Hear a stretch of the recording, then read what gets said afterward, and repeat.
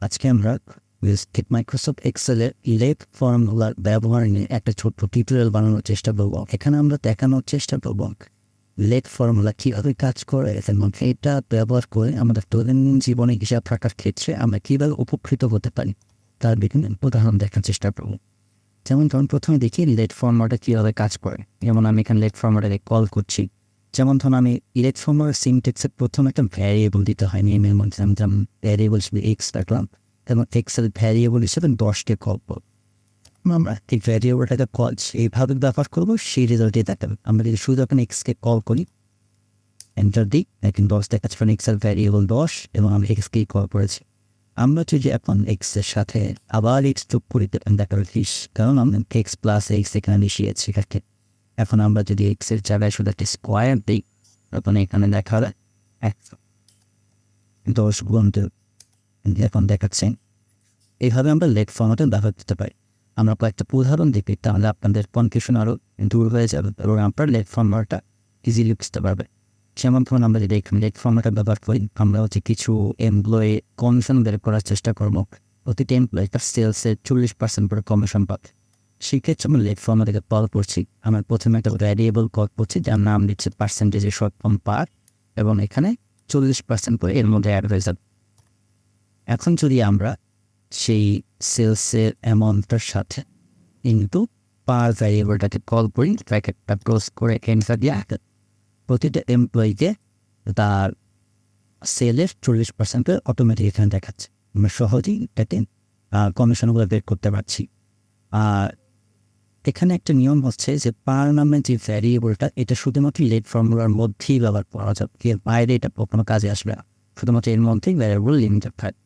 আমরা আরেকটা এক্সাম্পল দেখি, এই লেট ফর্মুলাটা ব্যবহার করে কীভাবে আমরা এমপ্লয়ীদেরকে ক্যাটাগরিতে ফেলতে পারি, এভারেজ, গুড এবং এক্সেল। আমরা যদি নর্মাল সময়ে কাজটা করতাম, যেমন ধরুন আমরা এই ফর্মুলাটাকে কল করছি, এভারেজকে নিয়ে আসলে দিয়ে আমরা এই ফর্মুলাতে কল করছি, তাদের এভারেজটা গ্রেটার দেন 3000, তাহলে এভারেজ,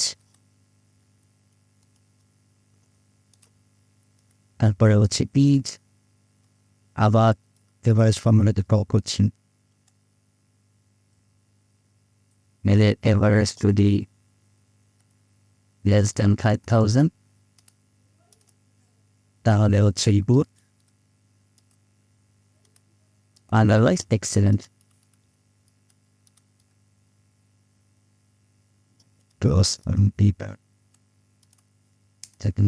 এখানে আমার অটোমেটিক ক্যাটাগরি করতে পারছি কি গুড, কে এভারেজ, কে এক্সেলেন্ট। আমাকে এভারেজ ফর্মুলাকে 2বার কল করতে হচ্ছে।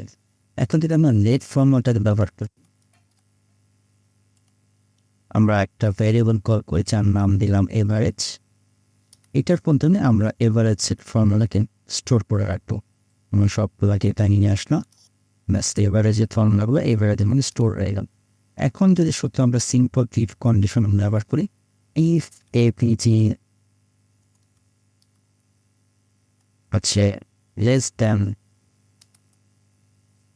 3000, তাহলে এভারেজ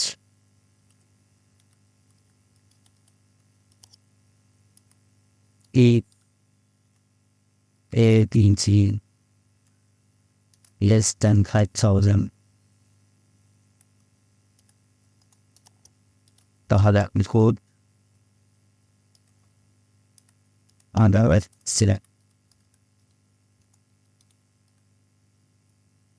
ক্লোজ।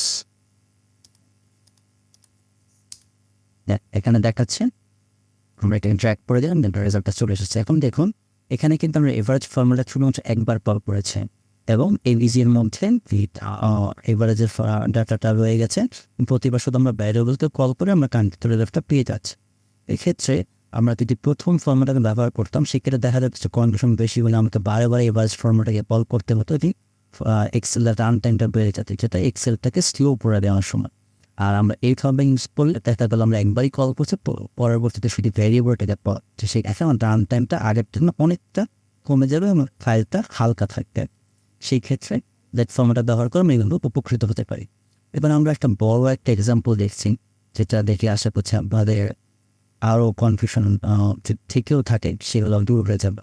যেমন ধরুন এখানে আমাদের কিছু এমপ্লয়ির নাম এবং তাদের ডোনেশনের অ্যামাউন্ট দেওয়া আছে, কি কতবার কত টাকা করে দিয়েছে।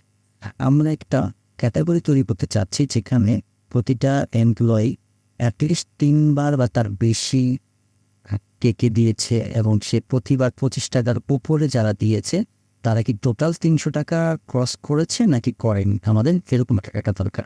যারা অ্যাটলিস্ট 3 বার দিয়েছে এবং 25 টাকার উপরে দিয়ে 300 টাকা ক্রস করেছে তাদেরকে আমরা পটেনশিয়াল ডোনার হিসেবে আইডেন্টিফাই করবো। তাহলে আমরা লেট ফর্মুলাটাকে কল করি, এখানে আমরা একটা ভ্যারিয়েবল কল করি যেখানে হচ্ছে ডোনেশনের মিনিমাম কাউন্ট, ওইটার আমরা ফর্ম দিচ্ছি ডিএনসি। এটার মধ্যে আমরা হচ্ছে কাউন্ট টি ফর্মুলাটা ইউজ করছি। এখানে আমরা ইফ ইউজ করছি কারণ আমরা দুইটা কন্ডিশন নিয়ে কাজ করবো, এটাকে ইফ ইউজ করছি না। যেমন ধরুন এখানে হচ্ছে আমাদের সবগুলো নামের মধ্যে থেকে শুধুমাত্র এই নামগুলো করে যান। এরপরে হচ্ছে অ্যাটলিস্ট ডোনেশন অ্যামাউন্টের মধ্যে থেকে অ্যাটলিস্ট 3 বার বা তার বেশি প্রয়োজন গেছে greater than or equal to and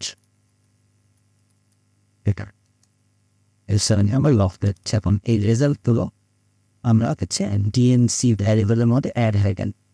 এবার আমরা সেকেন্ড একটা ভ্যারিয়েবল অ্যাড করবো, ডোনেশন টোটাল 25 টাকার উপরে দেওয়ার পরে কত হয়েছে একটা সাম দিয়ে আমরা যোগ করবো আর কি। এই ভ্যারিয়েবলটার নাম দিচ্ছি আমরা ডিটেল।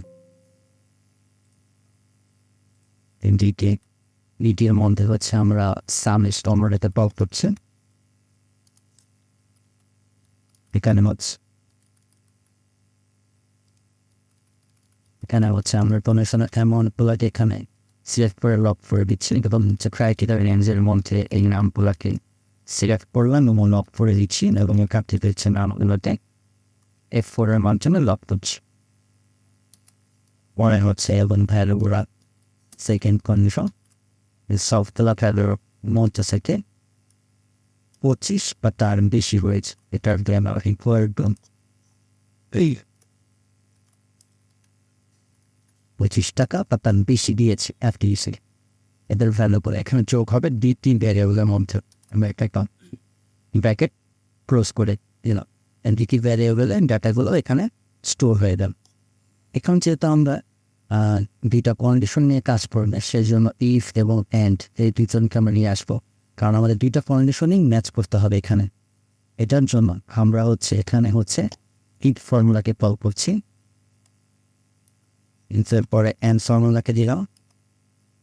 প্রথম কন্ডিশনটা হচ্ছে আমাদের ডিএমসি যেই ভ্যারিয়েবলটা আছে এটা greater than or equal to at least 3 বার বা তার বেশি হতে হবে।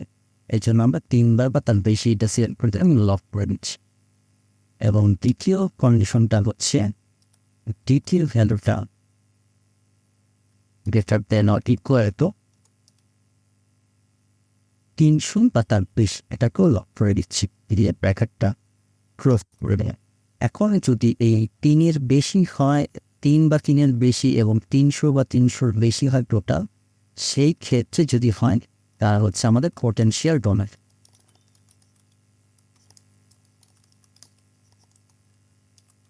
আদারওয়াইজ আমরা ব্ল্যাঙ্ক রেখে দিচ্ছি, ব্র্যাকেটটা ক্লোজ করে দিচ্ছি। এন্টার করলাম, এনাকে ড্র্যাগ করে দিচ্ছি। দেখুন এখানে দেখাচ্ছে কে কে আমাদের পটেনশিয়াল ডোনার। আমরা হচ্ছে প্যান্টটাকে একটু ফরম্যাট করে দিচ্ছি, এটা দেখতে একটু ভালো লাগে। আমরা এবার সূত্রটাকে একটু ব্রেক ডাউন করে নিই, আমাদের বুঝতে সুবিধা হয়। যেমন ধরুন অস্টিন কিন্তু আমাদের প্রথম ক্রাইটেরিয়া মিট করেছে, অ্যাটলিস্ট 3 বার বেশি হয়েছে, তার 3 বার বা তার বেশি। কিন্তু আমাদের সেকেন্ড কন্ডিশন অনুযায়ী 25-এর বেশি অ্যামাউন্ট দিয়ে 300 আর হচ্ছে না। যেমন ধরুন 25-এর বেশি হলে এটা যদি আমরা বাদ দিই তাহলে শুধু এইটা এবং এই দুইটা যোগ করলে আমাদের টোটাল সাম হয় 372। এই জন্য অস্টিন বাদ পড়ে গেল। কিন্তু বারবির ক্ষেত্রে এখানে দেখাচ্ছে বারবি কিন্তু অ্যাটলিস্ট 3 বার হয়েছে এবং 25-এর উপরে যে ভ্যালুগুলো আছে সেগুলোর যোগফল 300 বা 300 বেশি হয়েছে, এখানে এটা 387 হয়েছে।